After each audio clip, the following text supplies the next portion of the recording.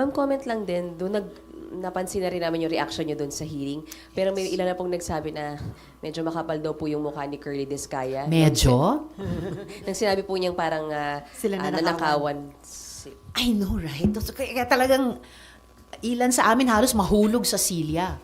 I mean, hello, sasabihin niya na ninakawan sila. Parang, ano nga, parang hinold up tayo.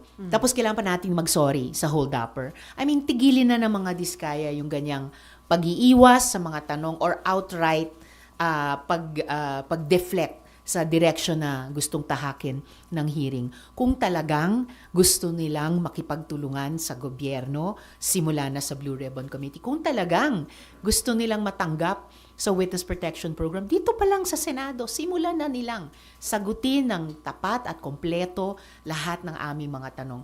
Tigilin na yung mga yun na nga, hold-upper, pretending to be the victim. Tigilin na yung mga pagdadahilan na kesyo hindi daw sila pinapasok ng City Hall sa office nila na, by the way, may credible source kami na hindi yan totoong nangyari. Sa halip na sabihin nilang wala na silang employees, kaya't hindi na ma-recover yung records. I mean, oh come on, no?